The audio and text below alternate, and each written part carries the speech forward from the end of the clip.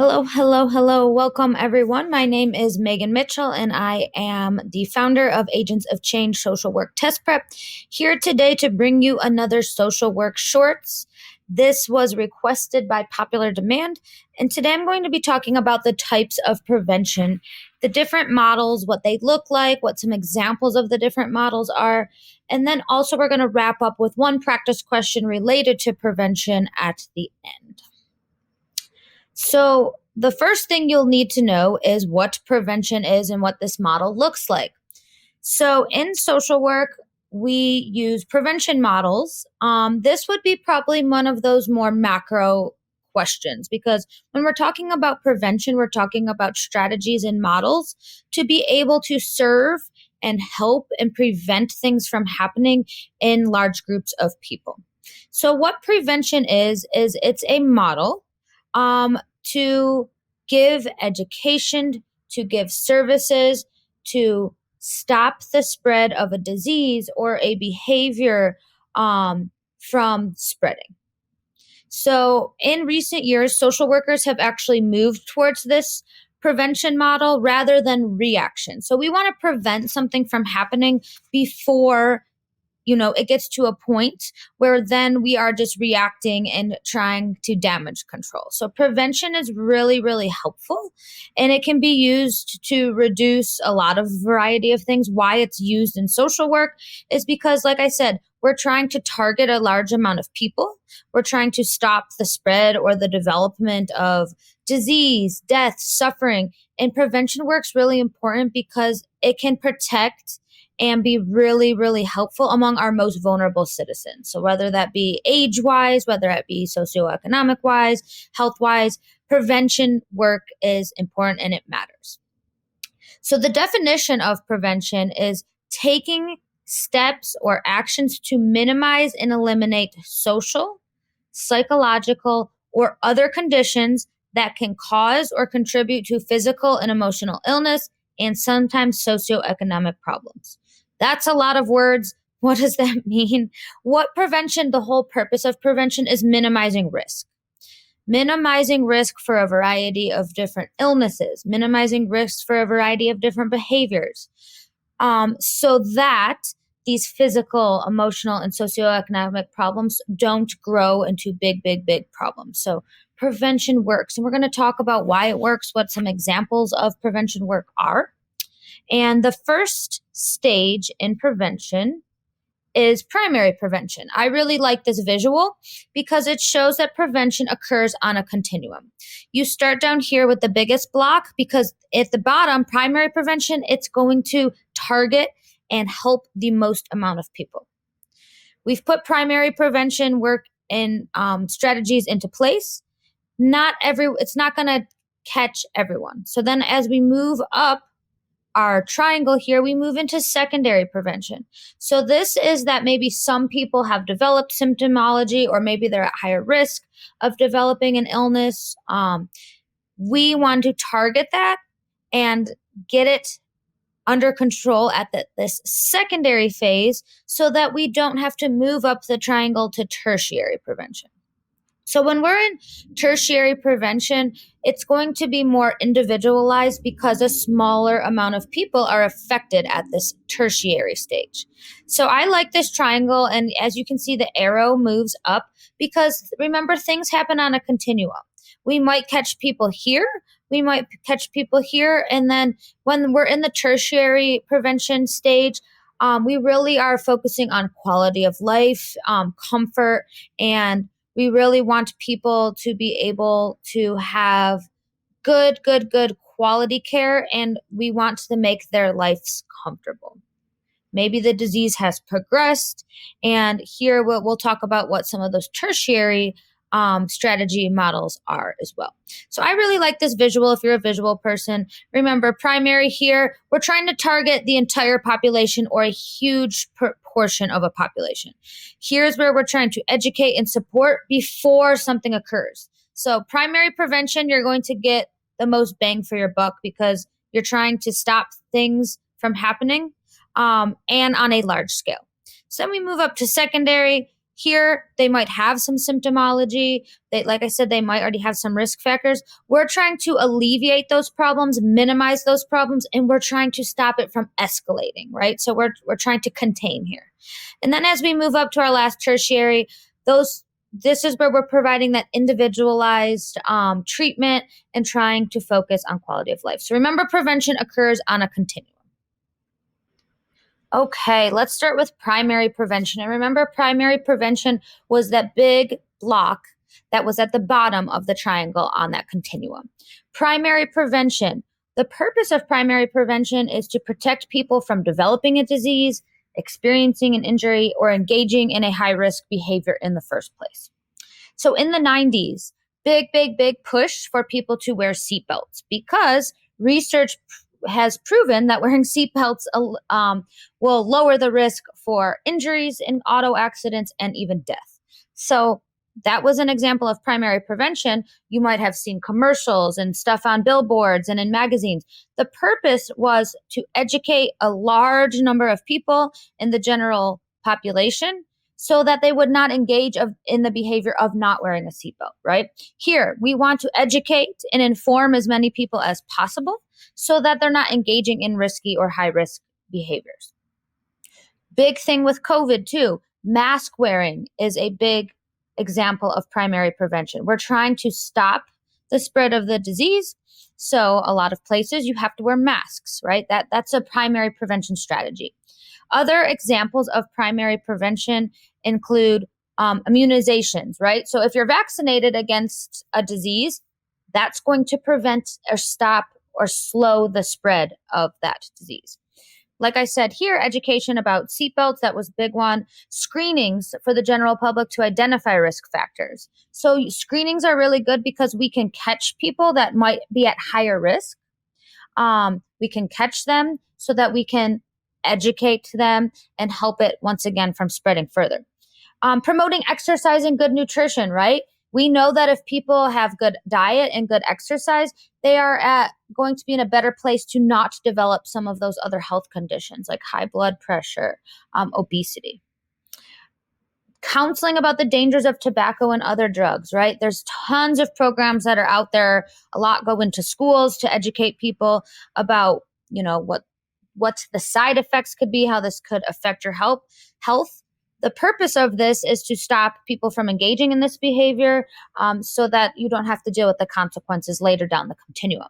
And then, like we said, mask wearing, right? We are trying to prevent the spread of a disease.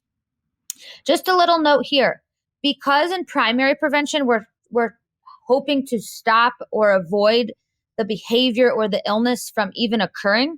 It's considered the most cost effective, right? This is why social work agencies do prevention programs, because when you can target people on this larger scale, you're going to not have to pay for some of these things down the line.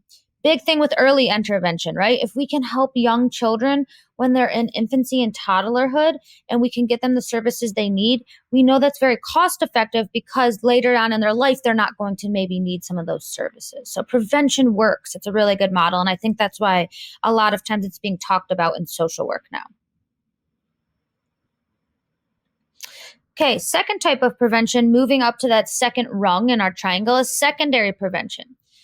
So why we would need secondary prevention? It's because this occurs after a disease, injury, or illness has occurred. So maybe, let's be saying with COVID, someone has COVID. So now in secondary prevention, what we're trying to do is we are trying to stop the slow of the progression of this disease, and we're trying to limit that person or this population from having long-term effects, right? That's why they tell people to quarantine, so you're not out spreading the disease even more. Secondary prevention, we might want to stop a re-injury from occurring. So, putting things in place that would make that possible. We want to prevent this from worsening. We don't want symptoms to get worse. We don't want the behavior to get worse. So secondary prevention is when person already has new or mild symptoms and at this stage, right?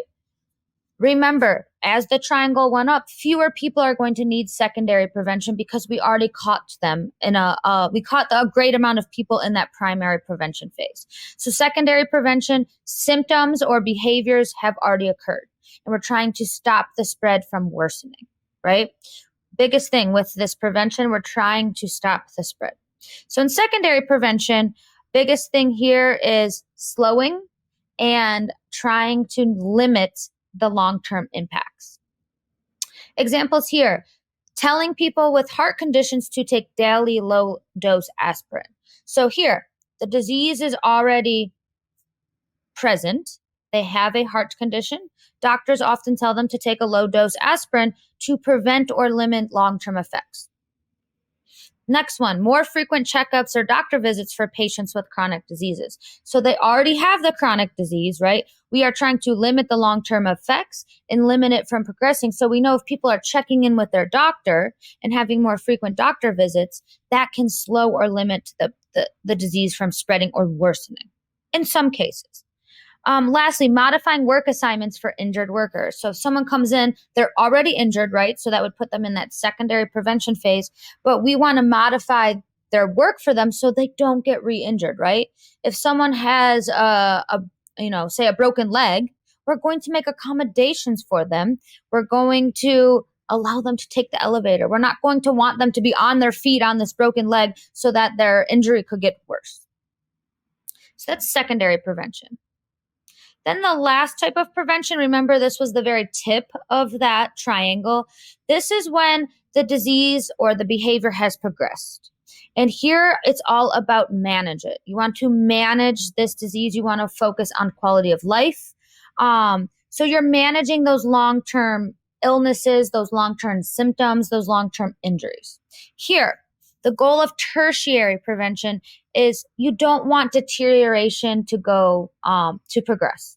So we're trying to stop deterioration, and you want to maximize quality of life because we know, right? The disease is here. Our other models of prevention, primary and secondary, did not work. So here, we want to preserve quality of life and comfort. So here at tertiary, like I talked about before, it's usually a bit more individualized, right? So with primary, remember, it was targeted at the general population. Secondary, there's still some things we can do. But at the tertiary level, it's definitely more individualized because people are going to have complex needs that we need to address. So some examples of tertiary prevention would be pain management groups. So going to groups so people can learn to deal with their pain they're having from chronic disease to improve quality of life. Rehab programs, right? So this might be people that have to attend rehab for years at a time, right? Because they're trying to maximize quality of life and prevent that further deterioration. Hospice or palliative care. This also can be a form of tertiary prevention, right? Because we know that usually in hospice and palliative care, we might be nearing the end of life, or we're trying to make that person comfortable. We're trying to make them comfortable. We don't want people to be in pain. Also, dialysis is a form of tertiary prevention because the purpose of dialysis is to improve the functioning of those kidneys so it does not worsen. So these are some examples of tertiary prevention. Remember, the hope is that in a prevention model, primary prevention would have caught a lot of people. Few would need secondary. In tertiary, you're going to have the fewest amount of people needing this. And that's why you do get more of that individualized approach. Okay, let's end with a practice question. Which of the following most accurately describes prevention in social work? A, actions taken to minimize and eliminate social, psychological, and other problematic conditions. B, the act of directly representing or defending vulnerable populations from disease or negative behaviors. C, educating populations and clients about the cause and effects of an illness or problem. Or D, actions taken by social workers in communities to give information about the availability of preventative services in their area. Go ahead and take a moment to read through these answer choices.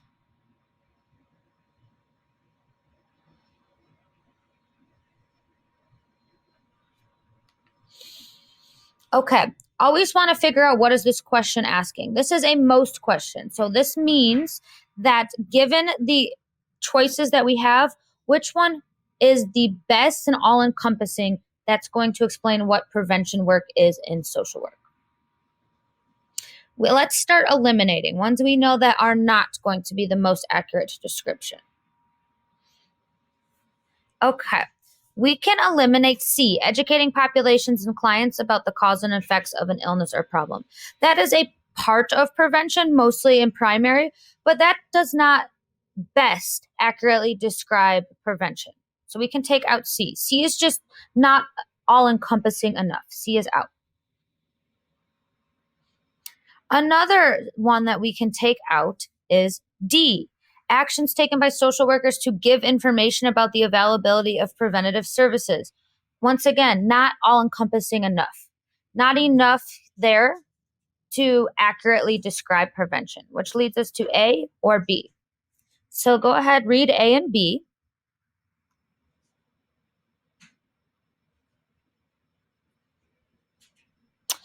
The next one we're going to eliminate is B, the act of directly representing or defending vulnerable populations from disease or negative behaviors.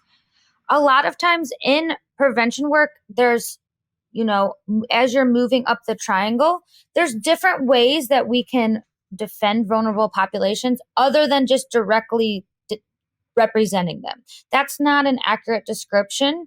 There's a lot of words in there that are used as distractors, so B would be out, which leads us to our answer choice A. Actions taken to minimize and eliminate social, psychological, and other problematic conditions. Remember, prevention work, the whole purpose is to minimize and hopefully eliminate these problems, right? That's how prevention works. It's all about minimizing and containing. A, actions taken to minimize and eliminate social, psychological, and other problematic conditions is the most accurate description of prevention in social work. This was a tough one. This was definitely a tough one.